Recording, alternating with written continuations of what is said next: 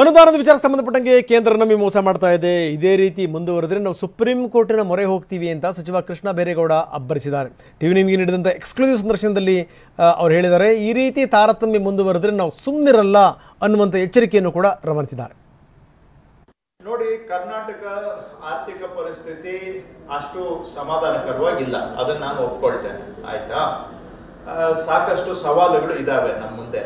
ಇವೆಲ್ಲ ಸವಾಲು ಬಂದಿರ್ತಾ ಇರೋದು ನಾನು ಸ್ಪಷ್ಟವಾಗಿ ಹೇಳ್ತಾ ಇದ್ದೇನೆ. ನಿಮ್ಗೆ ಇಷ್ಟ ಆಗ್ಬೋದು, ಯಾರಿಗೆ ಇಷ್ಟ ಆಗದೆ ಇರಬಹುದು. ಆದರೆ ಇವೆಲ್ಲ ಸವಾಲುಗಳು ಬಂದಿರೋದು ಕೇಂದ್ರ ಸರ್ಕಾರ ಕರ್ನಾಟಕಕ್ಕೆ ಮಾಡ್ತಾ ಇರೋ ಅನ್ಯಾಯದಿಂದ ಮಾತ್ರ. ವರ್ಷಕ್ಕೆ ನಮಗೆ 40ರಿಂದ 50 ಸಾವಿರ ಕೋಟಿ ರೂಪಾಯಿ ಅಷ್ಟು ಕೇಂದ್ರ ಸರ್ಕಾರದಿಂದ ಬರಬೇಕಾಗಿದ್ದಂತ ಅನುದಾನಗಳನ್ನ ವ್ಯವಸ್ಥಿತವಾಗಿ ಹಾಲಿ ಕೇಂದ್ರ ಸರ್ಕಾರ ನಮಗೆ ವಂಚನೆ ಮಾಡಿದೆ. ಕೇಂದ್ರ ಸರ್ಕಾರ ನಮ್ಮ ರಾಜ್ಯಕ್ಕೆ ನಮ್ಮ ಹಕ್ಕು, ನಮ್ಮ ಪಾಲು ಸರಿಯಾಗಿ ಕೊಡ್ತಾ ಇಲ್ಲ. ಇದರಿಂದನೇ ಇವತ್ತು ಕರ್ನಾಟಕದಲ್ಲಿ ವರ್ಷಕ್ಕೆ ನಮಗೆ 45-50 ಸಾವಿರ ಕೋಟಿ ಕೋತ ಆಗ್ತಾ ಇದೆ. ಅದರಿಂದ ಇವತ್ತು ಕರ್ನಾಟಕದ ಆರ್ಥಿಕ ವ್ಯವಸ್ಥೆಯ ಮೇಲೆ ಒಂದು ಸಂಕಷ್ಟದ ವಾತಾವರಣ ಬಂದು ನಿಂತಿದೆ, ಸವಾಲುಗಳು ನಿರ್ಮಾಣ ಆಗಿದ್ದಾವೆ. ಸೊ ಕೇಂದ್ರ ಸರ್ಕಾರ ನಮಗೆ ನಮ್ಮದು ಏನು ಈಕ್ವಲ್ ಆಗಿ ಕೊಡ್ಲಿ ಅಂತಾನು ನಾವು ಹೇಳ್ತಾ ಇಲ್ಲ. ಆದ್ರೆ ಕನಿಷ್ಠ ನಮ್ಮ ಅವಶ್ಯಕತೆಗಳಿಗೆ ತಕ್ಕ ಹಾಗೆ ಆದ್ರೂ ಕೊಟ್ರೆ ಯಾವ ಆರ್ಥಿಕ ಸವಾಲು ನಮ್ಗೆ ಅಡ್ಡ ಇಲ್ಲ.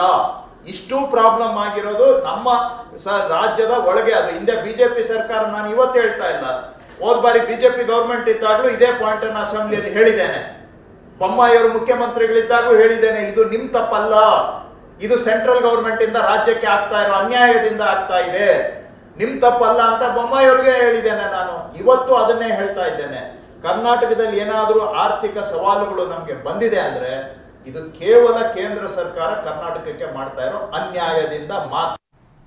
ಸಂಪೂರ್ಣ ಸಂದರ್ಶನವನ್ನು ಸಂಜೆ 5:57ಕ್ಕೆ ನೀವು ವೀಕ್ಷಣೆ ಮಾಡಬಹುದು.